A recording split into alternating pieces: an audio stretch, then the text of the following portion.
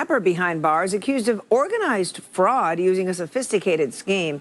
Emmanuel Alexis, also known by the stage name Tafia.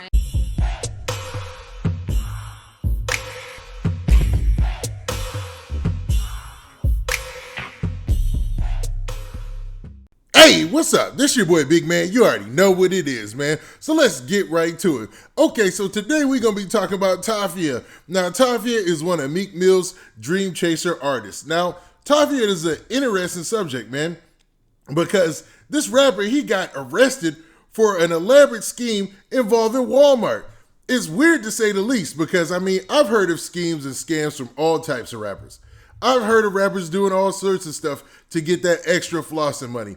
But if you were to look at Tafia's social media page, Tafia was out here balling out the window.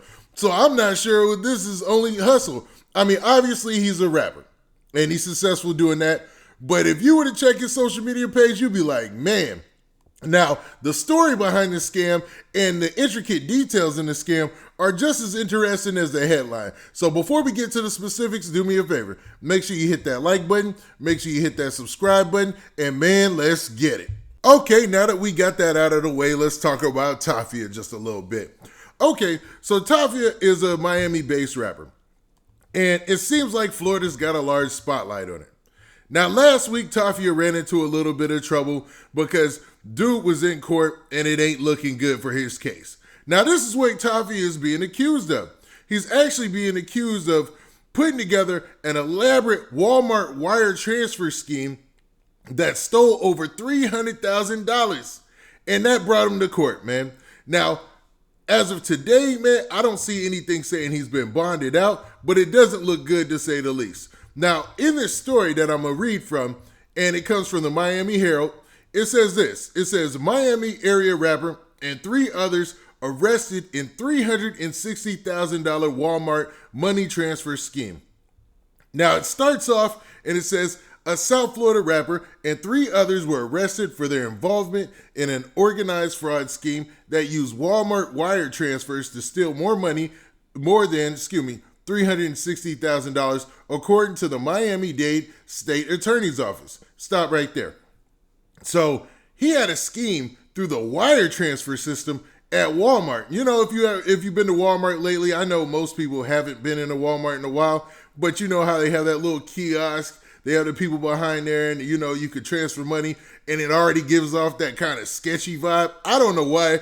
To me, anytime I'm in like a Walmart or Target or anything like that, and you see those little, you know, the stand where people go and you know, check out stuff or put stuff back or whatever, or get price checks and all that stuff, and you see there's like an ATM there, or you see there's like a wire transfer there, it gives off bad vibes. You know what I mean? I don't know why.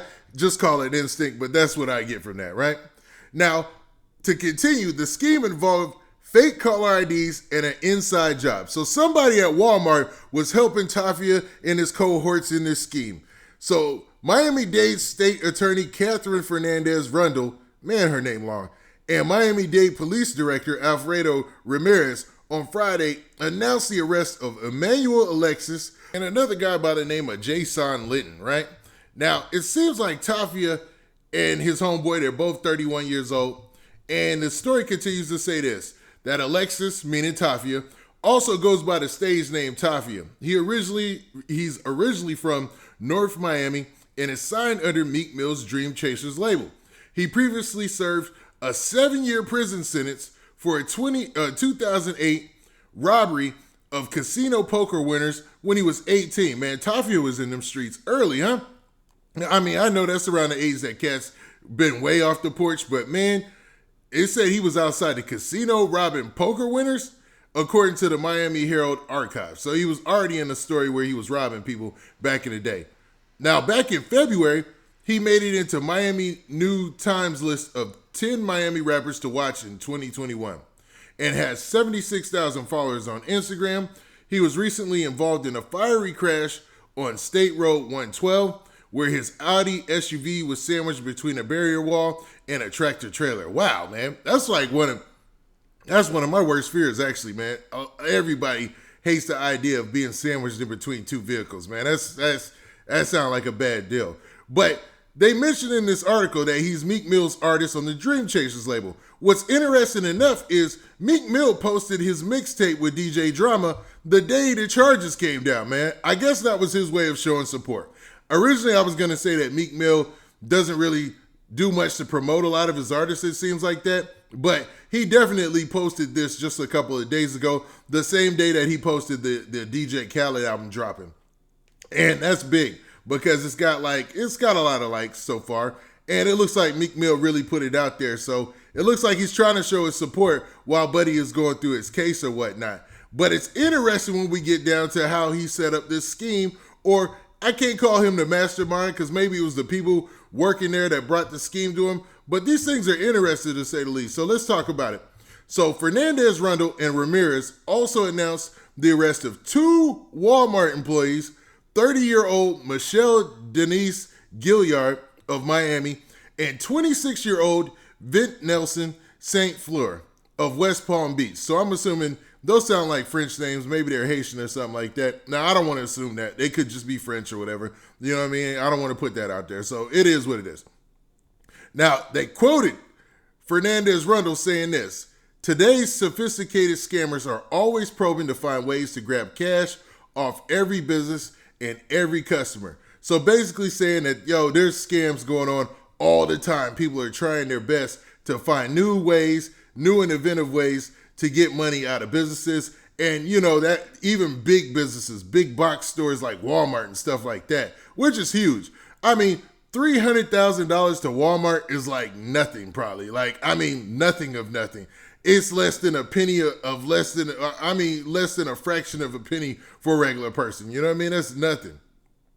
Now, the story also says that gaining the assistance of trusted employee always makes the criminal's job easier. So they're insisting that Tafia and his cohorts or whatever work with the cats at Walmart, these 2 individuals, to run the scheme. Now, it says that all 4 were charged with 1 count of first-degree felonies of organized scheme to defraud and conspiracy to commit an organized scheme to defraud. Alexis and Gilyard are also being charged with 1 count of first-degree felony of grand theft. St. Fleur and Linton are also charged with 1 count of second-degree felony of grand theft.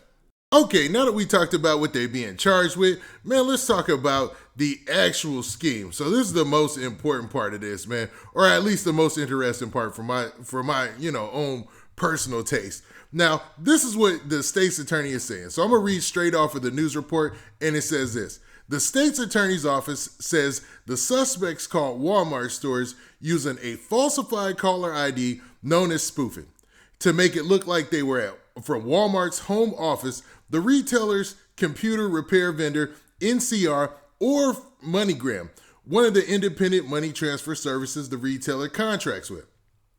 They would then request money transfers system tests, which they claim would be canceled on their end. The transfers, however, were never canceled, allowing them to get the money, according to the state attorney's office. In late 2018, the Global Investigations Branch of Walmart uncovered several fraudulent schemes linked to the money transfer activity. As the spoofed phone calls began to be recognized by Walmart, the company found a way to identify the fraud and cancel those transfers." So, okay, let me stop there. So Walmart picked up on the first part of this scheme originally in 2018, and they found a way to automatically cancel out those fraudulent and flagged claims that they thought, that they would thought somebody was trying to scam the system, right? Now, this is how the scam changed. Now, the state attorney's office alleges that Alexis and Linton had Gilyard, now Alexis being Tafia, had Gilyard, who worked at a Walmart in North Beach, Miami, override and process suspended money transfers, which were often already flagged as fraudulent. They had St. Fleur, who worked at a Walmart in Palm Springs, do the same. So they got 2 different Walmarts that they're working at, right? They got the Walmart in North Miami Beach, then they got the Walmart in Palm Springs, right? And instead of the system flagging those fraudulent claims, and then the person who's there at the desk, discarding them, instead they were approving them, making it seem like they were, getting flagged, and they weren't supposed to be. Now, the duo were paid per transaction by Alexis, aka Tafia, and Linton. For their participation, police said Gilyard and St. Fleur were paid $200 or $300 cash for each transaction. Now, authorities said Gilyard processed 130 fraudulent refund transactions amounting to over $280,000 between 29 June 2018 and January 24th, 2019, and St. Fleur processed a total of 36 fraudulent refunds totaling $79,000 between 8 September 2018 and 1 January 2019. So you can see these charges came back to bite Tafia and them, or whatever they're being alleged of taking part in this, because, you know, everybody's innocent until proven guilty in my book. But they're from 2019. So these things, they have a way of auditing their system and seeing who was involved in these transactions and going back and looking at their records. So, man, when you think you got away with a scam, sometimes it ain't that, especially in this digital age. And that's what looks like it might have came back to bite Tafia and them, you know, in the end. Now, what do you guys think about this, man? Do you think that, you know, cats scamming or what like this is just going to be a part of hip hop, since there is like a scamming portion of hip hop now or whatnot? Or do you feel that maybe even Tafia is being charged with this and he didn't do it? And, you know, like I said, he's innocent until proven guilty in my book. Now, with that, this has been your boy Big Man. Do me a favor. Make sure you hit that like button. Make sure you hit that subscribe button, and make sure you hit that notification bell so that way you get a notification every time I drop this hot content. And we out of here. Peace.